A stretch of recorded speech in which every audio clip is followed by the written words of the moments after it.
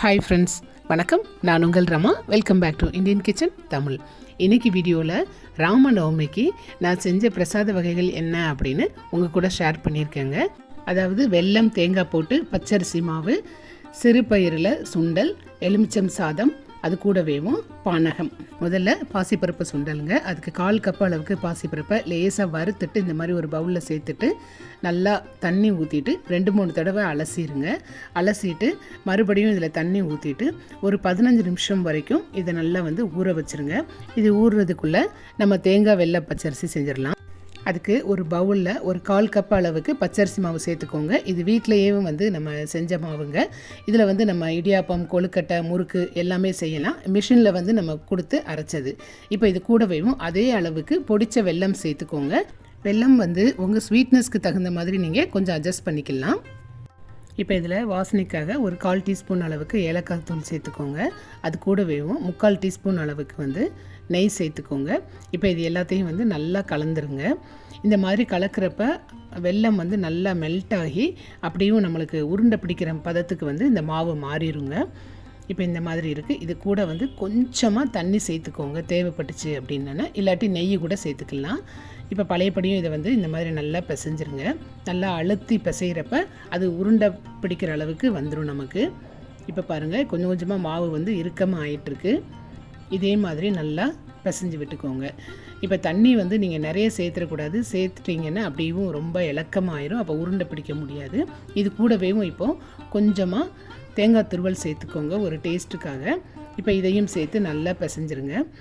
இப்போ பாருங்கள், நம்மளுக்கு கொஞ்சம் கொஞ்சமாக உருண்டை பிடிக்கிற அளவுக்கு மாவு மாறிட்டுருக்கு. இப்போ கையில் கொஞ்சம் நெய் பூசிட்டு பழையபடியும் இந்த மாதிரி அழுத்தி அப்படி பிசைஞ்சிங்க அப்படின்னு சொன்னாங்கன்னா சேர்ந்து வந்துடும் எல்லா மாவும். இப்போ பாருங்கள், நம்மளுக்கு இந்த மாதிரி ஒரு பதத்துக்கு நம்ம பச்சரிசி மாவு தயார் பண்ணிட்டோம். இந்த வெள்ளை பச்சரிசி ரொம்ப நல்லா இருக்குங்க சாப்பிட்றதுக்கு. இதில் தேங்காய், வெல்லம், நெய் சேர்த்துருக்கோம். நம்ம ரொம்ப ரொம்ப டேஸ்ட்டாக இருக்கும்.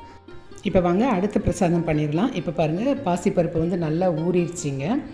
இப்போ இது தண்ணி எல்லாத்தையுமே வடிச்சிட்டு நம்ம ஒரு இட்லி கொப்பரையில் வச்சு இதை ஸ்டீம் குக் பண்ணிக்கிடணும். குக்கரில் அவிக்கக்கூடாதுங்க. இட்லி கொப்பரையில் இந்த மாதிரி கில்லு பதத்துக்கு அவிச்சிக்கோங்க, சரியாக இருக்கும். தேவையான அளவு உப்பு போட்டுக்கோங்க. உப்பு போட்டுட்டு கொஞ்சமாக கடுகு, உளுந்தம்பருப்பு, மிளகாய் வத்தல், கருவேப்பிலை எல்லாம் போட்டுட்டு தாளிச்சிருங்க. அது கூடவே கொஞ்சமாக தேங்காய் துருவல் சேர்த்துட்டு நல்லா இந்த மாதிரி கலந்துருங்க. அவ்வளோதாங்க. இப்போ பாசிப்பயிறு சுண்டல் நம்ம ரெடி பண்ணிட்டோம். ரொம்ப ரொம்ப ஆரோக்கியமான ஒரு பிரசாதம்ங்க.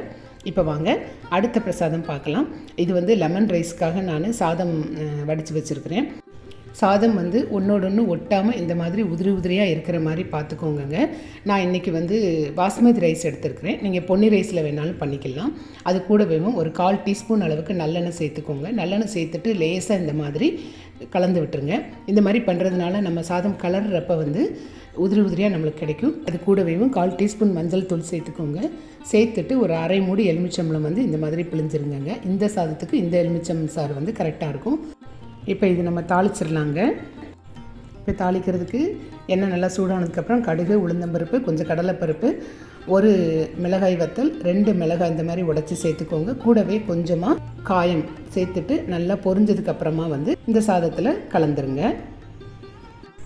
அவ்வளவுதாங்க. நம்ம ஈஸியாக இப்போ ரெடி பண்ணிட்டோம் லெமன் ரைஸ்.